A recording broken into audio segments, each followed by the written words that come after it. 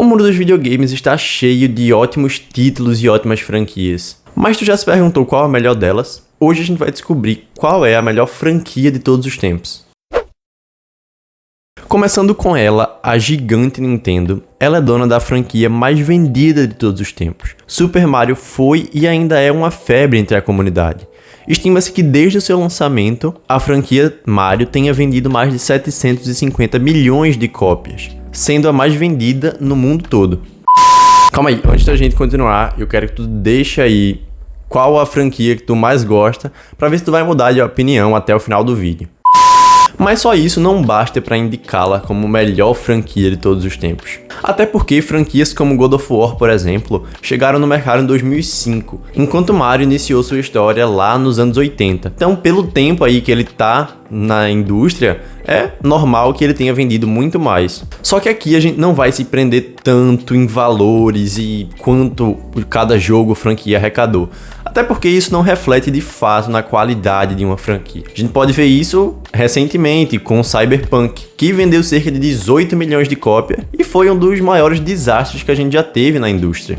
Em contrapartida, a gente tem também os jogos indies, que são normalmente jogos que têm um custo de produção um pouco mais baixo, mas que muitas vezes surpreendem na qualidade. Jogos como Stardew Valley, Hollow Knight e Little Nightmares 1 e 2, por exemplo, são jogos incríveis, dando ênfase aqui em Stardew Valley, que eu perdi horas jogando na versão para Switch. Mas mesmo assim, muitas vezes esses indies não chegam nem perto da popularidade e número de vendas que tem no AAA. Para analisar a qualidade de um jogo, a gente tem o Metacritic, que é um site responsável por dar notas a certos títulos. E para isso ele leva em conta diversas fontes de pesquisa, como sites, portais, opinião de quem joga, opinião do público, opinião de especialistas também no assunto. Segundo o Metacritic, o título de melhor jogo de todos os tempos fica para The Legend of Zelda Ocarina of Time, o primeiro jogo 3D da série Zelda.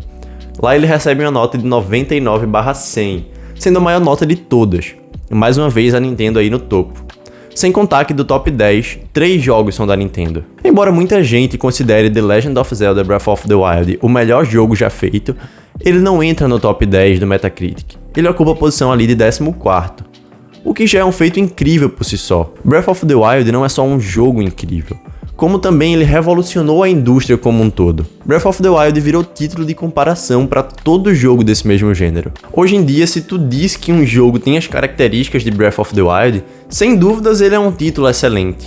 Mas um jogo que também entra nesse top 10 é o tão aclamado Red Dead Redemption 2, que faz parte de uma franquia que tem um potencial incrível e pode facilmente ser considerada uma das melhores, mesmo tendo apenas 3 jogos.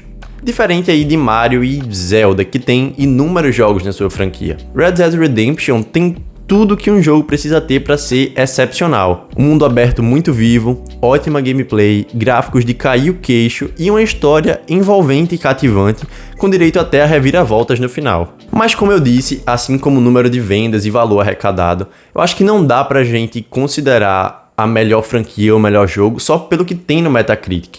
Eu acho que o que mais importa, de fato o que mais importa é como o público reage a esse jogo. Porque afinal é para isso que um jogo é feito, é para agradar a gente, para agradar quem joga, para agradar o público desse jogo. A gente tem inúmeras franquias que são excelentes, que são muito boas. Só que tem aquelas que tem um a mais, sabe? Que caíram mais no gosto da galera. Franquias como Uncharted, Assassin's Creed, Resident Evil, Final Fantasy, Red Dead, Zelda, Mario e o GTA, por exemplo, caíram no gosto da galera de uma forma diferente das demais. Daria pra gente destacar inúmeras outras aqui, como Call of Duty, Gears of War, Street Fighter, só que aí ia acabar o vídeo e a gente não conseguiria citar todas. Assassin's Creed, por exemplo, é um caso um pouco interessante, já que grande parte do seu público mudou depois de Assassin's Creed Origins, com a chegada da saga RPG.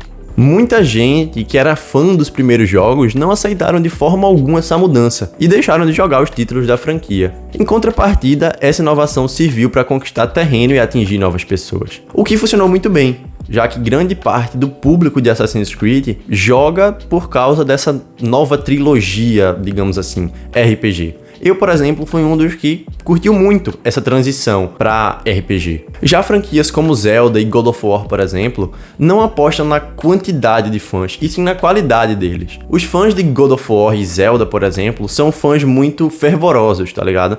É aquele tipo de gente que tu vai arrumar treta no Twitter por falar mal de um certo jogo. Embora nos últimos jogos dessas franquias a gente teve sim mudanças, mas não foi nada tão drástico como em Assassin's Creed. E todo mundo que já curtia os jogos passou a curtir muito mais. Títulos que não reformularam seu estilo de gameplay, como jogos de luta, por exemplo, Street Fighter e Mortal Kombat, ou jogos de corrida como Forza e Need for Speed, acabaram perdendo a sua força, digamos assim. Antes que o pessoal vinha me xingar nos comentários aí, dizendo que eu sou muito fã ainda de Need for Speed ou Forza, ou que tem muita gente que ainda é fã. Eu não tô dizendo que essas franquias morreram por completo. Só tô dizendo que é nítida a queda de audiência, digamos assim, que essas franquias tiveram desde os anos 2000, que a gente pode chamar de auge, né? Com os arcades, o PlayStation 2 chegando e tal.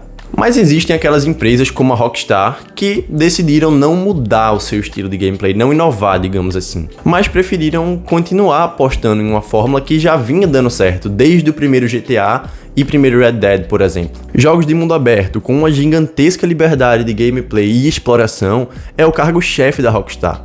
Ela mantém esse estilo de gameplay sem grandes mudanças desde os anos 90, que foi o ano que saiu o primeiro GTA. O que também não é uma coisa ruim. Se a fórmula funciona e agrada o público, aposta nela, que tá tudo certo. A Rockstar não via necessidade de reformular seus jogos, já que faziam tanto sucesso da forma que faziam. Até porque a forma que a Rockstar construía seus jogos, em cima de uma fórmula repetitiva de gameplay, não era nada cansativa ou saturada. Pelo contrário, a Rockstar aborda e trabalha com essa fórmula excepcionalmente bem. Diferente da Ubisoft, por exemplo, que usa ali uma fórmula parecida com a Rockstar de mundo aberto, exploração, aventura e tal, só que de uma forma muito mais saturada e cansativa. O que a gente vem vendo nos títulos de Far Cry, por exemplo, é um exemplo claro e nítido disso.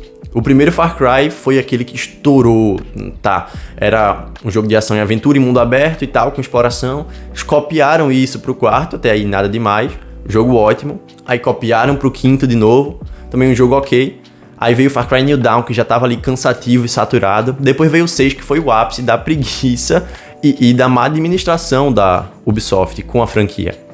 Então, o problema não tá na reutilização da fórmula, e sim como a empresa trata dessa fórmula e dos seus jogos e franquias. Mas depois de eu ter falado isso tudo, eu quero que tu deixe aí nos comentários qual a franquia que tu mais curtiu jogar, ou a franquia que tu mais jogou, ou a que tu mais gosta, que eu vou estar aí olhando e dando um coraçãozinho nas respostas de todo mundo. Agradeço todo mundo que assistiu até aqui, deixa o like, se inscreve e ativa o sininho para não perder os próximos vídeos, e te espero aqui na próxima semana. Valeu!